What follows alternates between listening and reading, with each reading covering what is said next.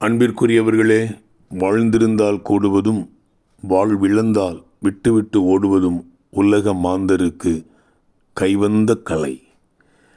Mister ஜேசி Penney என்ற அமெரிக்க மனிதருக்கும் இதுதான் நடந்தது. இவருடைய வியாபாரத்தில் பெருத்த நஷ்டம் ஏற்பட்டது. அவருடைய நண்பர்கள் எல்லாம் அவரை விட்டு விலகி போனார்கள். சரீரமும் வியாதிப்பட்டு பலவீனம் அடைந்தது. மருத்துவமனையில் அனுமதிக்கப்பட்டார். அவருக்கு க்ஷயரோக வியாதி ஏற்பட்டிருப்பதாக சொல்லப்பட்டது. மருத்துவமனையில் அவருடைய வியாதியின் நிமித்தம் அவர் தனிமையாகவே வைக்கப்பட்டார்.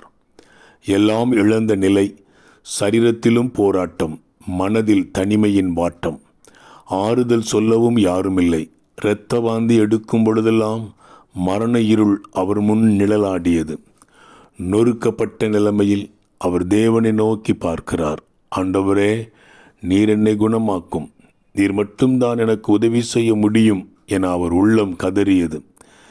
இரவு பகலாக அவர் இருதயம் கர்த்தரை நோக்கி கதறியது. ஒரு நாள் மருத்துவமனை சிற்றாலயத்தில் இருந்த கேட்ட பாடலின் சத்தம் அவர் இருதயத்தை தொட்டது.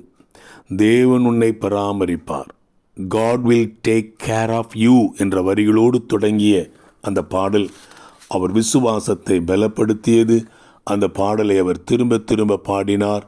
அவர் ஆண்டவருக்கு தன்னை முழுவதும் ஒப்புவித்தவராய் ஆண்டவர் செய்யும் அற்புதத்திற்காய் காத்திருந்தார். ஆண்டவர் நல்லவர் அல்லவா? அவர் நம்பிக்கை வீண் போகவில்லை.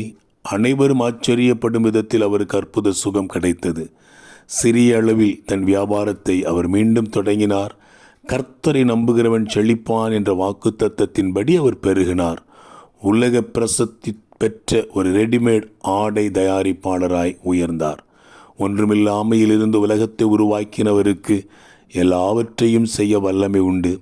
தன்னை நம்புவோர்களுக்கு அவர் அப்படிப்பட்ட பெரிய காரியங்களை செய்கிறார். சங்கீதம் 84:12 சொல்கிறது, கர்த்தாவே, உம்மை நம்பியிருக்கிற மனுஷன் பாக்கியவான் என்பதாக. ஆண்டவர் நல்லவர் என்பதை கண்டு கொண்டோரே இவ்வுலகத்தில் நல்லவர்களாக வாழ முடியும்.